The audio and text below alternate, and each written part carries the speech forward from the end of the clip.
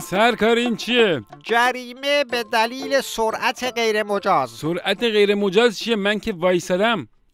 بسیار خوب، به دلیل توقف غیر مجاز. سرکار چی میگی؟ مگه نمیبینی چرا قرمزه؟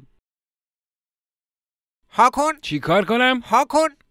اوه بوی الکل همه جا رو برداشته. اینم 2,700,000 به خاطر رانندگی در حالت مستی. سرکار چرا حرف الکی میزنی؟ بابا من تزریقات چیم؟ اوه تموم کارت. اینم 700 تای دیگه به دلیل تزریقات حین رانندگی. ای بابا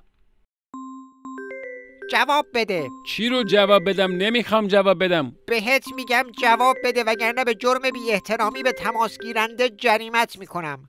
الو؟ اینم 700 تا به خاطر صحبت با موبایل حین رانندگی. ای وای دیوانم کردی. چی بود؟ پیامک اومد برات؟